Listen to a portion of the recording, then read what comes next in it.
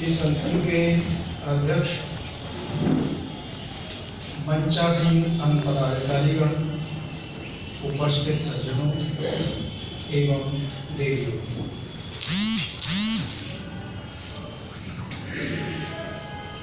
मैंने अभी press white में एक बात कही थी।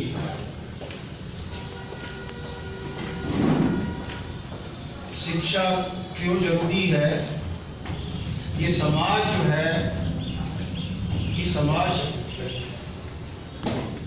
जिसमें सब कास्ट होते हुए कुल मिलाकर बहुत सारे समाज के लोगों के लिए ठीक नहीं है। मैं एक उदाहरण के माध्यम से इस चीज को बताना चाहूँगा। मैं अपनी स्टूडेंट लाइफ में जब था तो एक हमारा बैचमेट था, पढ़ने में बहुत अच्छा था। हम दो लोग ही क्लास में ऐसे थे, बहुत अच्छे थे।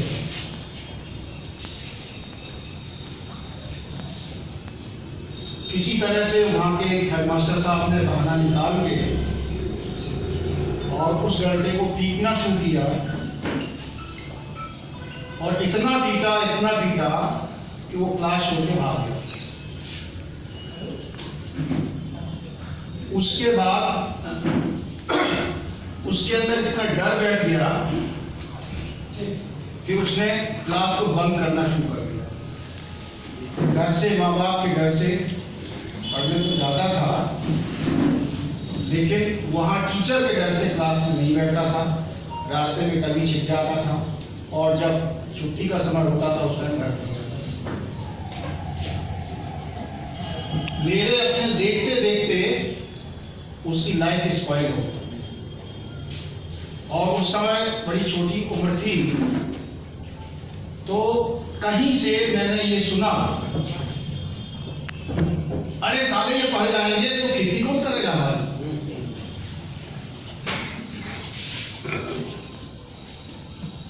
तो इन चेष्टाओं को समझना बहुत जरूरी है कि कौन किस प्रकार की चेष्टा करता है,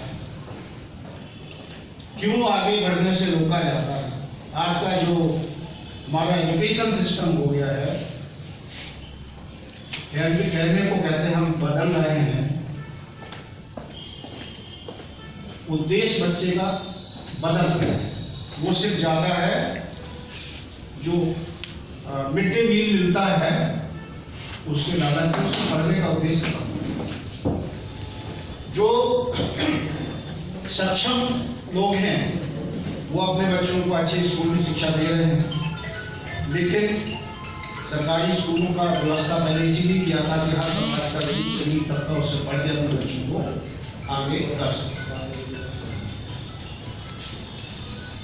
ऐसी स्थिति में क्या किया जाए? ऐसी स्थिति में कैसे अपने बच्चों को, तब हमें गाड़गे जी के, अम्बेडकर जी के सिद्धांतों को याद रखना पड़ेगा। उनकी मंशा क्या थी?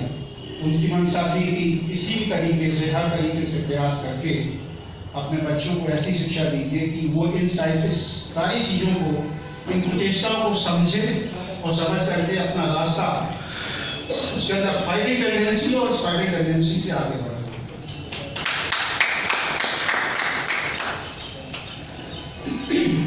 मेरे साथ भी प्रयास किया गया, लेकिन हमारे पिताजी बहुत ही सादगी विचार के थे। उन्होंने कहा कि बेटा झगड़ना नहीं है, अपना रास्ता जाइए, अपना रास्ता आइए, किसी से बात नहीं करनी है। स्कूल का टाइम 10 से 4 होता है।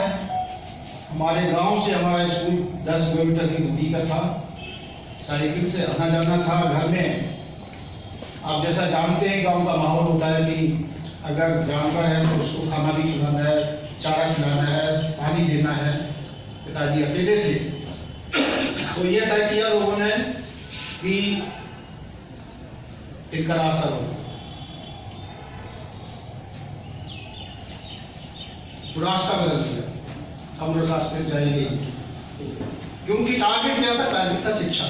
पिताजी का कहना था कि कुछ भी हो जाए तुम्हें पढ़ना है, पढ़ के आना है, अगर कोई कोशिश कर रहा है तो कुछ छोड़। ये चीज कहीं सुनी हुई नहीं, किसी किताब की नहीं, ये जो मैं अपनी आंखों से देखा, जो खुद समझा झेला, वो बता। जब बच्चे के अंदर आप फाइटिंग टेंडेंसी पैदा कर देंगे पढ़ाई के प्रति, तो वो सब चीज भूल जाएगा और फिर पढ़ेगा। अंदर से ज्वाला, जैसे दीपक होता है, दीपक में जलने के लिए तेल डाला जाता है और चारों तरफ से अगर आंधी चल रही है, हवा चल रही है तो उसको ढक दिया जाता है, जैसे उसको बुझने ना पाए। तो उस बच्चे के अंदर तेल क्या है? तेल क्या है? तेल है उसके अंतर मन में इन चीजों को बिठाना। कॉन्शियस माइंड होता है, सब कॉन्शियस माइंड होता है। सब कॉन्शियस माइंड जब आप इस चीज को भर देंगे तो वो एक दीपक में तेल की तरह काम करेगा, अंदर से ज्वाला उसके अंदर रहेगी। जो कवर मैंने बताया है, तो बच्चे के लिए parents are the cover, parents उसके कवर है, उसकी छत्र छाया है।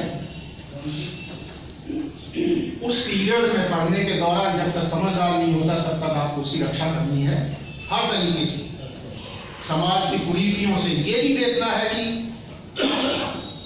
कहीं कोई गुरु तो नहीं लग गया है, उसको डिस्टॉर्ट तो नहीं कर रहा किसी स्टेज पर। इन सब चीजों से अपने बच्चों को बचाना जरूरी है। और अगर अम्बेडकर जी की या बाबा जी के सिद्धांतों को अगर हम 50% भी फॉलो करने जाते हैं तो अच्छा बनने से कोई रोक नहीं सकता। इस मौके पर सिर्फ मैं आप सभी से ये अपील करूंगा कि अपने समाज में सजगता और इनके सिद्धांतों का प्रचार प्रसार करें और हर संभव कमजोर की मदद जरूर करें। कोई अच्छा पढ़ना चाहता है, आगे बढ़ना चाहता है, तो उसकी रैंक पुलिंग ना करके उसको आगे बढ़ाएं, क्योंकि अगर इसको हम आध्यात्मिक रूप से सोचें